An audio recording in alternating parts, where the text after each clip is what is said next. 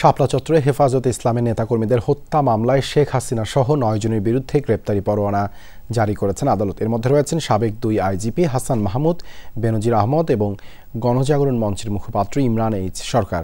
এরা 3 জনই বিদেশে আছেন। এছাড়াও 9 জনের মধ্যে 4 জন বিভিন্ন মামলায় কারাগারে আছেন। তাদেরকে এই মামলায় গ্রেপ্তার দেখানো হয়েছে। এই রমজানে নিজের পাশাপাশি আপনার ঘর এবং টয়লেটকে রাখুন পরিষ্কার এবং জীবাণুমুক্ত। নতুন বেস্ট এভার হারপিক এখন 5 মিনিটেই পরিষ্কার। 2013 সালের 5 মে মতিঝিল শাপলা চত্বর। দিনভর হেফাজতে ইসলামের কর্মসূচির পর রাতে আসে লাগাতার অবস্থান কর্মসূচির ঘোষণা। মধ্যরাত থেকে শুরু হয় যৌথ বাহিনীর অভিযান। এতে শুরু থেকে শতাধিক নেতাকর্মী নিহতের দাবি করে হেফাজত ইসলাম।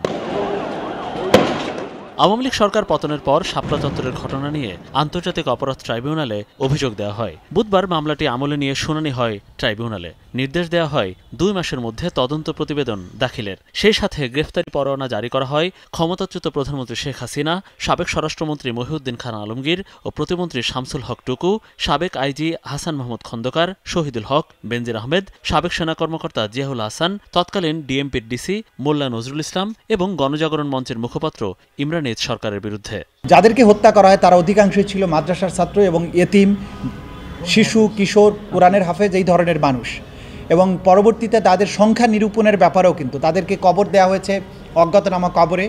তাদের সংখ্যা নিরূপণ করতে দেওয়া হয় নাই। তাদের পরিবারবর্গের কাছে গিয়ে চাপ সৃষ্টি করা হয়েছে যাতে তারা প্রকাশ না করেন যে তাদের সন্তানেরা এখানে মারা গিয়েছেন কিনা। শাপলা চত্বরে হেফাজতের কর্মসূচি ঘিরে হতাহতের বিষয়টি এখনও রহস্যে ঘেরা। তাছাড়া ভোররাতে মতিঝিলের ওই ঘটনায় শাহবাগে থাকা গণজাগরণ মঞ্চের নেতাদের কি ভূমিকা তাও জানা জরুরি। শাপলা চত্বরের গণহত্যার পটভূমি তৈরি করেছিল গণজাগরণ মঞ্চ, এবং শুধু তাই নয়, এই গণজাগরণ মঞ্চ বাংলাদেশের সংখ্যাগুরু যে মুসলিম সম্প্রদায় তাদের কৃষ্টি, কালচার, সংস্কৃতির বিরুদ্ধে দাঁড়িয়েছিল এবং হেফাজতের কর্মীদেরকে হত্যাকাণ্ডের সময় এই গণজাগরণ মঞ্চের কর্মীরা, নেতাকর্মীরা সশরীরে অংশগ্রহণ করেছে বলে আমাদের তদন্ত সংস্থার কাছে তথ্য প্রমাণ পাওয়া গিয়েছে। কতজন আসলে নিহত হয়েছিলেন সেই বিষয়টা আমাদের তদন্ত সংস্থা বের করবেন, কারণ ইতিপূর্বে কারো পক্ষ থেকে সুনির্দিষ্ট সেইভাবে সংখ্যা আমাদের কাছে যা এসছে এগুলো তদন্ত সংস্থা যাচাই বাছাই করে দেখছে। শুনানির সময় ট্রাইব্যুনালে ছিলেন হেফাজত নেতারা।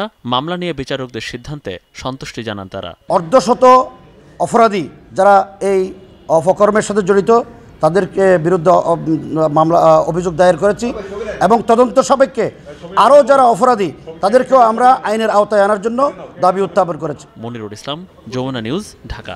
আমার নাম